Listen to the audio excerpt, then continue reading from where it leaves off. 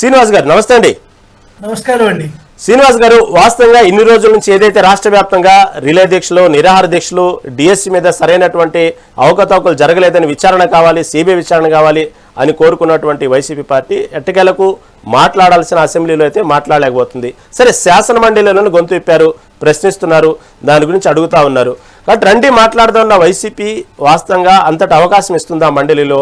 ఇలా మండలిలో అటాకింగ్ జరుగుతుంది కాబట్టి అసెంబ్లీలో ఇంకా అటాకింగ్ జరిగిద్ది కాబట్టి మాకంటూ ఒక ప్రతిపక్ష హోదా ఇవ్వండి, అప్పుడు మాకంటూ ఆ విలువ ఉండేది, కావాల్సినంత సమయం ఇస్తారు స్పీకర్ అనేది వాళ్ళ వాదన. ఓవరాల్గా డిఎస్సి మీద చర్చ కోసం శాసన మండలిలో పట్టుబడ్డప్పుడు ఓకే చర్చకు రండి అంటున్నారు కానీ సరైనటువంటి వేదికగా సరైనగా మాట్లాడలేదు, ఏదో మాట వరుసగా అంటున్నారు అనేది వీళ్ళ వాదన. ఓవరాల్గా ఏమంటారు? అందరికీ నమస్కారం అండి. ఇదంతా మొత్తం మీద అసలు సమస్య పోయి రాజకీయ పంతాల మీద ఆగిపోయిందండి సమస్య అంతా కూడా. సో నిజంగా ఈ డిఎస్సి విషయాల్లో చిత్తశుద్ధి ఉంటే, అంటే చాలా చాలా అవకతవకలు జరిగాయి అని ఇప్పుడు ప్రతిపక్ష వైకాపా చెప్తున్నటువంటి విషయం నిజమైతే వారు వెంటనే మొదలుపెట్టుకు ఉండేవారండి. సో ఫలితాలు వచ్చి ఉద్యోగస్తులు లేదా ఉద్యోగాలు ఆర్డర్లు అందుకుంటున్నటువంటి ఈ సమయంలో ఇప్పుడు మాట్లాడేవారు కాదు.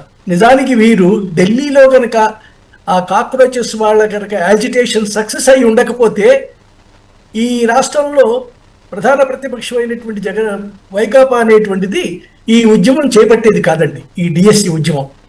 సో డిఎస్సి ఉద్యమంలో కూడా వారు మొదటి నుంచి మాట్లాడుతున్నదంతా కూడా ఒక స్పోర్ట్స్ కోటా మీదే మాట్లాడుతున్నారండి. మిగతా విషయాల్లో వాళ్ళకు కూడా పెద్దగా సందేహాలు లేవని నాకు అనిపిస్తోంది. వాళ్ళు మొదట వచ్చినటువంటి స్పోర్ట్స్ కోటానే ఇప్పుడు ఆ స్పోర్ట్స్ కోటా నుంచి మిగతా వాటికి ఎక్స్టెండ్ చేస్తున్నారు. అంతకు తప్పించి సరైనటువంటి ప్రతిపక్ష పాత్ర పోషించాలి అనే ఉద్దేశం కనుక జగన్మోహన్ రెడ్డికి ఉండి ఉంటే అనవసరమైనటువంటి పట్టుదలకు పోయి అసెంబ్లీని ఇంతకాలం బహిష్కరించకూడదండి. సో అసెంబ్లీని బహిష్కరించడం అనేది మొదటి సెషన్లో తీసుకున్నటువంటి నిర్ణయం. సరే అంటే మాకు ఇవ్వలేదు కాబట్టి ఏదో ప్రతిపక్ష హోదా లేనప్పుడు నేను రాను అనేటువంటిది. ప్రతిపక్ష హోదా రాదు అనేటువంటి విషయం స్పష్టం. ప్రతిపక్ష హోదా ప్రభుత్వం దయదలిచి ఇవ్వదు అనేటువంటిది కూడా స్పష్టం. ఎంత తెలిసి కూడా ఎందుకని ఇంకా మంకుపట్టుతో అసెంబ్లీలకు వెళ్లకుండా ఉంటున్నారు అనేటువంటిది వారు చేస్తున్నటువంటి వ్యూహాపరంగా తప్పు అనుకుంటున్నానండి నేనైతే. వ్యూహాపరంగా వాళ్ళు వెళ్ళాలి, వాళ్ళని కుళ్ళబడిచే పరిస్థితి జరుగుతుంది అసెంబ్లీలో.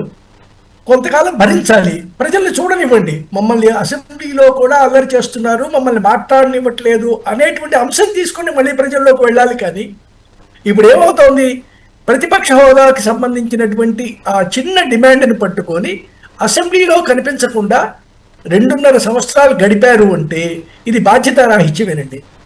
నిజంగా మీరు వెళ్ళి ఉంటే డిఎస్సిలో అక్కడ కూడా మీరు మండలిలో చర్చించకూడదని కాదు.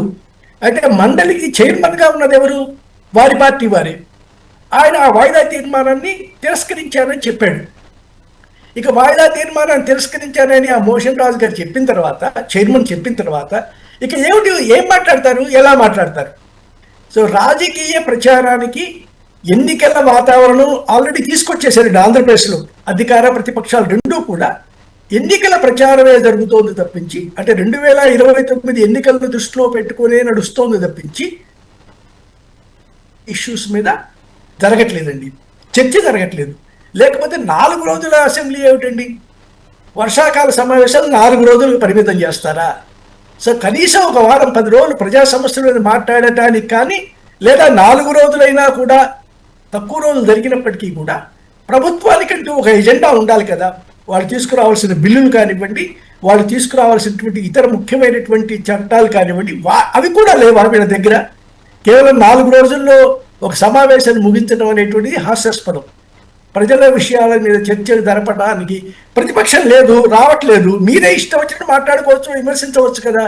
అది ఒక వారం 10 రోజులు కూడా సాగించవచ్చు కదా. ఈ పరిమితమైనటువంటి సమావేశాల వల్ల ప్రజాధనం వృధా తప్పించి అర్థవంతమైన చర్చ మాత్రం జరగట్లేదండి. సో ఈ అర్థవంతమైన చర్చ జరగకపోవడానికి ప్రతిపక్షం సహకరిస్తోంది.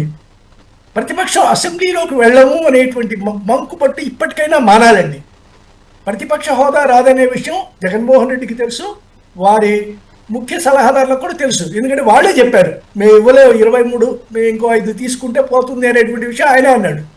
దానికి నియమ నిబంధనలు ఉన్నాయి కాబట్టి ప్రతిపక్ష హోదా రావాలన్నా ప్రతిపక్ష నాయకుడు అనిపించుకోవాలన్న నియమ నిబంధనలు ఉన్నాయి కాబట్టి దాన్ని దాటి ఎవరు ఇవ్వలేరు. కాబట్టి మీరు ఇప్పటికీ ఇందాక శ్రీనివాస్ గారు ఒక ప్రశ్న వేశారు, గత అసెంబ్లీలో ఎవరున్నారు కాబట్టి మీరు మేమే కదా అన్నారు. కానీ అప్పుడు కూడా ఒక జనసేన ఎమ్మెల్యే గెలిచాడండి. ఆయన జనసేనలో ఉన్నాడా పోయాడా అనేది పక్కన పెట్టండి. కానీ అప్పుడు 3 పార్టీలు ఉన్నాయి, ఇప్పుడు 4. అప్పుడు 4 పార్టీలు ఉన్నాయి. బీజేపీ ఉంది, జనసేన ఉంది, తెలుగుదేశం ప్రతిపక్షాల్లో ఉన్నాయి, మీరు అధికారంలో ఉన్నారు. ఇప్పుడు అవే 4 పార్టీలు ఉన్నాయి అసెంబ్లీలో. కాబట్టి పెద్ద కంపోజిషన్లో ఏం మార్పు లేదండి. అప్పుడు 4 పార్టీలు ఉన్నాయి, ఇప్పుడు 4 పార్టీలు ఉన్నాయి. సంఖ్యాపరంగా మార్పులు వచ్చాయి తప్పించి. ఇప్పటికైనా అసెంబ్లీకి వెళ్ళాలి, మాట్లాడాలి. రెండోది, స్పోర్ట్స్ కోటా మీద సందేహాలు ఉన్నటువంటి దాన్ని కూడా ఎక్కడా కూడా పూర్తి వివరాలతో ఇవ్వట్లేదండి. సో మాకు సందేహాలు ఉన్నాయి, సిబిఐ ఎంక్వైరీ చేయండి.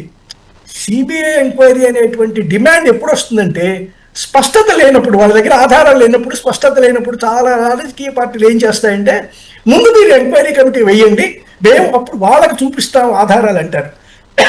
ఇది అన్ని పార్టీలు వేసే ఎత్తుగడే. ఆ ఆధారాలు ప్రజలకు చూపించండి. ఆ ఆధారాలు ఇదిగో ఈ క్యాండిడేట్ ఈ మొత్తం లిస్టు మీరు తీసుకోగలరు కదా అక్కడి నుంచి, ఇదిగో ఇందుకు తగ్గింది. ఎక్కడా కూడా ప్రత్యేకమైన కారణాలు స్పోర్ట్స్ కోటాలో ఈ కారణాలతో అని స్పష్టత లేదండి. నేను ప్రయత్నం చేస్తున్నాను, విజయవాడ ఆధారంగా చూసి అసలు ఏం జరిగింది, స్పోర్ట్స్ కోటా ఎలా జరిగింది అనే ఎంక్వైరీ నేను చేస్తున్నాం. అయితే ఎక్కడ స్పష్టత దొరకట్లేదు. అది సీక్రెట్గా చేశారా, సీక్రెసీ అధికార పార్టీ మెయింటైన్ చేస్తుందా, లేక ప్రతిపక్షాలకు తెలిసినా కూడా రహస్యంగా వాళ్ళు రాజకీయం కోసం వాడుకుంటున్నారా, మనకు చెప్పట్లేదా. ఎక్కడా కూడా స్పోర్ట్స్ కోటాకు సంబంధించినటువంటి సలహాలు కానీ వివరణలు కానీ అధికారికంగా రావట్లే.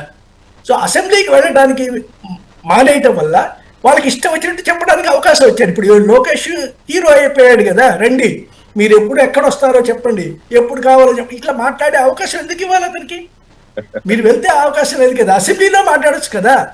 ప్రతిపక్ష హోదా ఏమిటండి, అదొక పెద్ద అలంకరణ ఏమిటి, ఒక పెద్ద కిరీటమే ఏంటి? కాదు. 11 మంది ఎమ్మెల్యేలని వాళ్ళ అసెంబ్లీ కాన్స్టిట్యున్సీకి సంబంధించినటువంటి ఏ ఒక్క విషయం మీద కూడా మాట్లాడనివ్వకుండా చేయటం, వాడు అసలు వెళ్ళవద్దు అనే కట్టడి చేయటం. కాబట్టి ఆయన మానేమనండి, మిగతా ఎమ్మెల్యేలు వెళ్ళటానికి ఏమిటి? ఆయనగా హోదా అది అనుకుంటే మీరు ఎమ్మెల్యేలని బాధ్యత రాహిత్యంగా చేస్తున్నారు, వాళ్ళని సక్రమంగా పని చేయనివ్వట్లేదు, వాళ్ళ నియోజకవర్గ సమస్యలు తీసుకొని వెళ్ళలేకపోతున్నారు. దీనివల్ల ఏమవుతుంది, ఆ మిగిలిన 10 మంది కూడా ప్రజల్లో పలచనవుతున్నారండి. మా ఎమ్మెల్యే అసెంబ్లీకి వెళ్ళట్లేదు, వాళ్ళ కారణాలు ఏవో వాళ్ళకు ఉన్నాయి, ఎవరికి చెప్పుకుంటారు వాళ్ళ దగ్గర సమస్యలు. అది కాబట్టి ఈ ఎత్తుగడ ఏదైతే ఉందో ఈ ఎత్తుగడలు విఫలమైంది. ఇప్పటికైనా చక్కదిద్దుకొని వెళ్ళటం మంచిదండి. ఇది కాకుండా బోల్డ్ సమస్యలు ఉన్నాయి, వెళ్ళటానికి ప్రజల్లోకి వెళ్ళటానికి చాలా సమస్యలు ఉన్నాయి. ఈ సమస్యల్ని ఎంపిక చేసుకోవటం, దాన్ని ప్రొజెక్ట్ చేయడం అనేటువంటిది, నాయకులు అనేటువంటి వాళ్ళు ఒక్కళ్ళే ప్రొజెక్ట్ చేస్తే సరిపోదండి. మీరు చెప్పండి, ఇప్పుడు జగన్మోహన్ రెడ్డి తప్పించి ఈ విషయం మీద నిన్న కౌన్సిల్లో మాట్లాడాలి కాబట్టి బొత్స సత్యనారాయణ గారు మాట్లాడారు. కానీ ఎక్కడైనా బయట వేదికల మీద వీరు ఇదే సమస్యని గత 4-5 నెలలుగా మాట్లాడుతున్నారండి? లేదు. ఆ నాయకుడు వచ్చినప్పుడు మాత్రమే ఏదో హడావుడి చేస్తున్నారు, మరి తప్పుకుంటున్నారు. అందరూ కూడా